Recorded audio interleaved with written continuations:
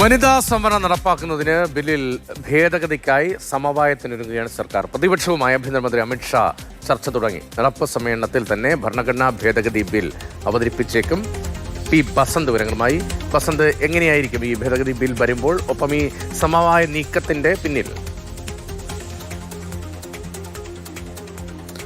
രതീഷ, ഇപ്പോൾ ആഭ്യന്തരമന്ത്രി അമിത്ഷായാണ് ഇപ്പോൾ പ്രതിപക്ഷവുമായി ചർച്ച തുടങ്ങിയിരിക്കുന്നത്. വനിതാ സംവരണ ബില്ല് നടപ്പാക്കുന്നതുമായി ബന്ധപ്പെട്ട ഒരു ഭേദഗതി ബിൽ കൊണ്ടുവരുന്നതിനാണ് നീക്കം. അതായത് 2027 സെൻസസ് നടപടികളുമായി ബന്ധപ്പെടുത്തിയാണ് വനിതാ സംവരണ ബിൽ നേരത്തെ പാസ്സാക്കിയത്. അതായത് സെൻസസ് നടപടികൾ പൂർത്തിയാക്കി അതിനുശേഷം മണ്ഡല പുനർവിഭജനം നടത്തിയ ശേഷമായിരിക്കും അതിൽ വനിതാ സംവരണം ഏർപ്പെടുത്തുക എന്നുള്ളതായിരുന്നു അന്നത്തെ ബില്ലിലെ വ്യവസ്ഥകൾ. ആ വ്യവസ്ഥയിലാണ് മാറ്റം വരുത്തുന്നത്.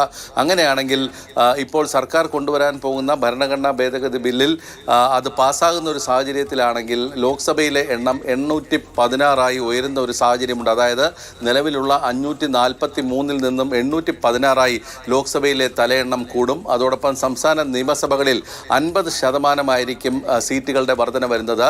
ഈ ലോക്സഭയിൽ 816 സീറ്റ് കൂടുന്ന സാഹചര്യത്തിൽ 273 സീറ്റുകൾ വനിതകൾക്കായി സംവരണം ചെയ്യപ്പെടുന്ന ഒരു സാഹചര്യമാണ് ഇപ്പോഴുള്ളത്.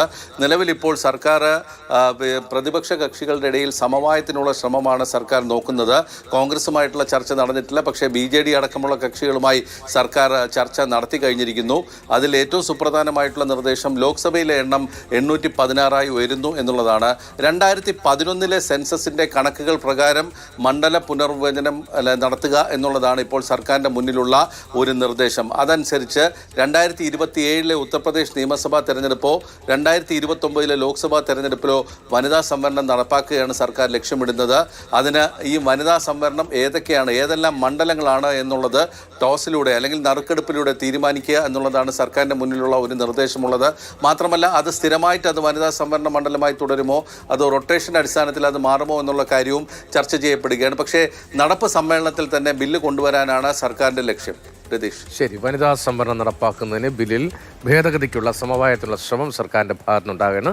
വലിയ മാറ്റം നിയമസഭയിലും ലോക്സഭയിലും വലിയ മാറ്റം ഉണ്ടാക്കാവുന്ന ഭേദഗതി ബില്ലാണ്. അക്കാര്യത്തിലാണ് സമവായ ശ്രമം ഉണ്ടാകുന്നത്. പി ബസ്നാട് വിവരങ്ങൾ ഡൽഹിയിൽ നിന്ന് നൽകിയത്.